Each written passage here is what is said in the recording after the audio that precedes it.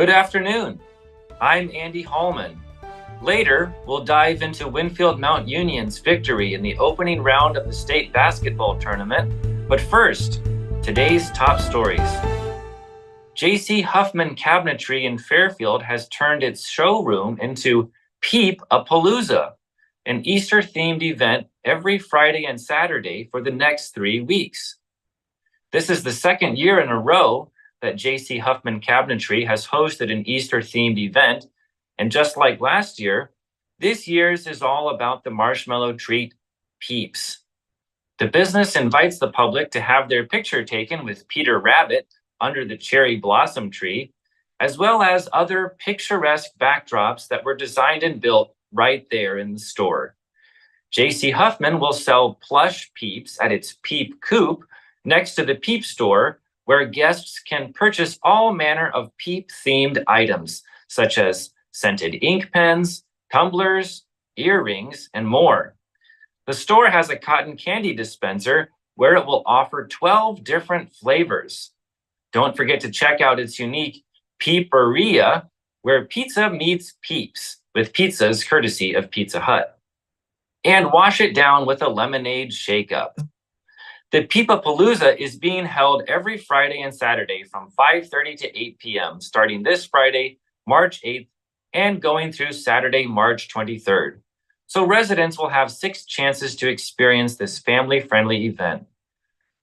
Jim and Teresa Huffman own J.C. Huffman Cabinetry, and the two of them got the idea to start this Easter-themed event last year. The event ran 2 weekends back then, but the couple decided to expand it to 3 weekends in 2024 because so many people came. In addition to the photo opportunities, toys, and food, J.C. Huffman is also hosting a Peep-themed diorama contest. Participants must choose from one of 3 themes: Peeps at the movies, Peeps throughout history, and Peeps at play. Dioramas must be dropped off at J.C. Huffman Cabinetry by Thursday, March 7th. The dioramas will be on display throughout the Peep-a-Palooza, and visitors will be given a chance to vote for their favorite. Winners will be announced on Monday, March 25th, and prizes include $100 worth of groceries from Hy-Vee, Walmart gift cards, Easter baskets, and more. Fairfield Community School District's annual Coaches vs. Cancer event raised more than $7,500 for Relay for Life of Jefferson County in early February. The event was held during the home basketball games on February 2nd, where attendees got to play games while contributing to a good cause. One of the promotions that day asked attendees to purchase a rubber duck for $1, and then during halftime, everyone was asked to throw their duck from the stands onto a target at half court. The person with the closest throw won a $50 gift card and gift basket courtesy of Hy-Vee. Community First Credit Union sponsored the event, and employees of the credit union also helped to sell the rubber ducks. For each paid admission that night, Fairfield schools gave $1 toward the American Cancer Society. The Fairfield High School Student Council also hosted a free will soup supper in the cafeteria. The school sold T-shirts that said Coaches vs. Cancer and garnered money through a dessert auction. A donation bucket was passed through the stands so attendees could donate their cash and coins on hand. Another fun way the event raised money was to have people pledge a certain amount of money for each 3-pointer the Trojans made that night. When it was all said and done, the event had raised $7,595.13. Elected officials in Washington County have finalized a road use agreement template for wind turbine construction.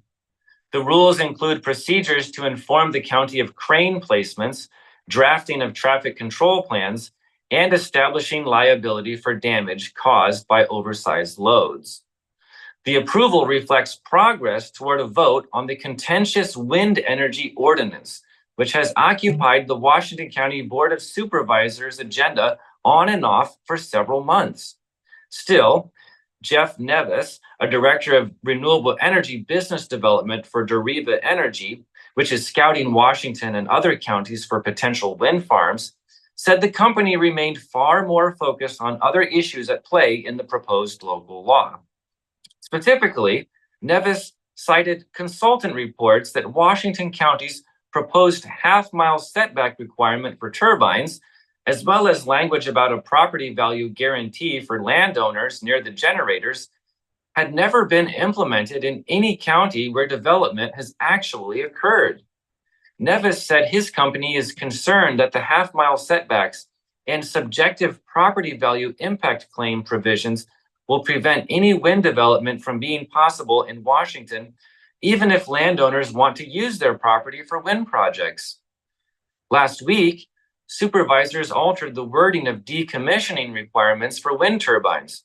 The document would require turbine owners to decommission the generators no more than 12 months after the end of their useful life, contract with independent engineers to get a cost estimate for decommissioning every 5 years, and maintain a decommissioning fund to ensure there's money to take a turbine down.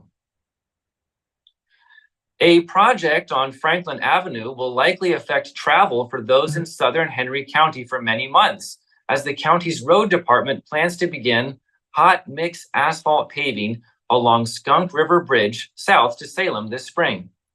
Thanks to the Henry County Board of Supervisors awarding the over $4.8 million contract to Norris Asphalt Paving Company last week, work on the project should begin in the near future. However, according to Henry County engineer Jake Hotchkiss, this project not only costs more than originally anticipated, but also will close portions of the road for many months. According to Hotchkiss, this project came in at 9.6% over his original estimate. While he says he doesn't like that the cost is more expensive, the number makes sense with the scope of the project. This big ticket project will be funded through approximately $2.6 million from farm to market funds, approximately $1.7 million of federal aid, and $500,000 in safety improvement grants. Hotchkiss said this extensive project, which includes milling 2 inches of the existing road off and putting 4 inches of new asphalt down, may stretch into next year, depending on the working days available. He anticipates the project will start in early spring, possibly as early as April 1st. Those are today's top stories. We'll take a short break, and when we come back, we'll hear about Winfield Mount Union's dominant victory on day 1 of the state basketball tournament. In the heart of rural Iowa, where community matters most, the connections we make are made to last. Meet KCTC, your hometown internet, phone, and TV provider. At KCTC, we're not just about technology, we're about people. Our dedicated team are your neighbors, committed to bringing you top-tier services right where you live.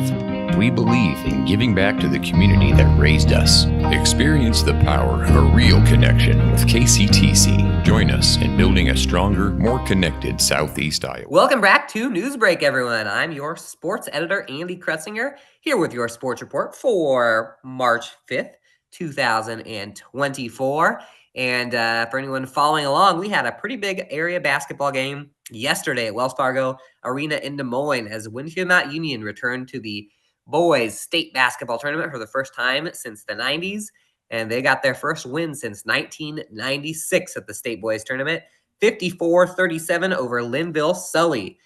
Wolves were up 7-2 after one quarter, 21-18 at halftime, and 32-26 going into the fourth quarter. Seems like it was a pretty close one, doesn't it? Well, the Wolves scored 17 points in a row to start the fourth quarter and to run past the Hawks to get to the Class 1A semifinals. Cam Buffington had 21 points and 9 rebounds in this one to lead the way for Winfield Mount Union. Carter Lloyd had 12 points. 8 of those were in the fourth quarter, and all 12 of those were in the fourth quarter. Let's read some more stats here for you. Abram Edwards had 9 points. Jake Edwards had 9 points. Gabriel Hemsworth had 3. And a couple other kids that got into this game had some big minutes from Max Edwards and Cole Milks. And Edwards had an assist there and a few fouls.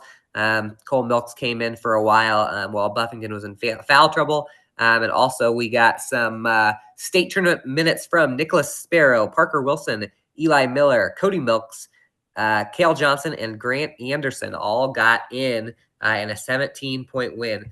The Wolves will now advance on in the bracket to play the number 1 ranked Northland Lynx, who knocked off Woodbine 75-59 in the quarterfinals. In the first quarterfinal, on the other side of the bracket, the favorites held Marquette Catholic 45-36 over Gladbrook Rhinebeck, and Lake Mills 58-50 over North Union.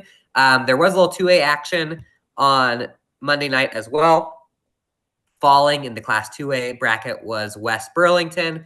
They fell in a close one to Trainer, and also Iowa City Regina, coached by former Mount Pleasant coach Paul Runquist. They fell to the number 1 ranked Western Christian Wolfpack. So Winfield and Northland will play on Wednesday at 5:30, and then the second semifinal between Marquette Catholic and Lake Mills will take place at 7:30. The winners of those 2 games will play at 1 p.m. at Wells Fargo Arena on Friday for the state championship. Be another domino to hopefully knock off for the Wolves. We had some all area teams in the sport of basketball that are coming out as teams get knocked out of the postseason. These everything lists are getting released, and Highland's Sarah Burton and Columbus's Lily Coyle were both named to the Iowa Girls Coaches Association all district teams. Burton in 1A and Coyle in 2A. They were the only 2 for the Union coverage area. The Southeast Conference has also released their winter sports teams. In the sport of boys basketball, Mount Pleasant's Peyton Higgins was named SEC Player of the Year. He was one of 2 first-teamers for the Panthers. Christian Stacy, a sophomore, also a first-teamer for Mount Pleasant. Nate Stroud of Mount Pleasant, Logan McDowell of Washington, and Riley Perkins of Fairfield were all second-teamers. On the girls' side, the Union area only had 1 first-teamer. Savannah Hollander of Fairfield is a first-team all-conference nominee. Abby Carthy of Mount Pleasant, Adeline Long of Washington made second team. Also, in the sport of girls wrestling, Samantha Lyons of Fairfield and almost called her Coleman, Peyton Mowry of Mount Pleasant both made the All-SEC girls wrestling team, and the All-SEC boys wrestling team was also released. And in that one, we had a lot of Trojans and Demons on that one. If I can pull it up here. Fairfield gets 7 wrestlers on that team. Washington gets 6, and Mount Pleasant gets 1. Trying to pull that up here for you guys so I can read off those first team names, but we're having some technical difficulties, so maybe get that on the next news break. Yes, that's all for your sports report. When we come back, we will get you your obituaries. Federation Bank is a locally owned bank providing award-winning customer service.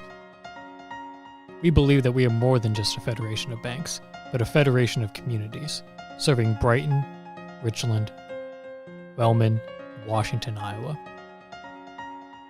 Federation Bank's highly skilled staff is here to make sure you are able to accomplish your personal and professional goals, whatever they may be. Federation Bank, your family bank. Hello and welcome back to Newsbreak. It is now time for your obituaries. Donna Jean Crow of Washington passed away on February 29th at the age of 85. Mary Rose Kitch of Fairfield passed away on February 22nd at the age of 63. Sandy Lee Kelly of Fairfield passed away on February 29th at the age of 74. Funeral services will be held at 10:30 a.m. March 7th at the Eldon Assembly of God Church. Kevin Lefty Nay of Mount Pleasant passed away on March 3rd at the age of 63. James Lee Harris of Fairfield passed away on February 29th at the age of 87. Memorial services celebrating his life will be held at 11 a.m. March 22nd at Benner Funeral Home in Fairfield. Richard Corpening of Washington passed away on February 25th at the age of 88. A celebration of life will be held at 11 a.m. on April 6th at the Betty Peterson Funeral Home in Washington. That is your news for Southeast Iowa. I've been your host, Alex Snyder. This has been your news break, and I will see you next time.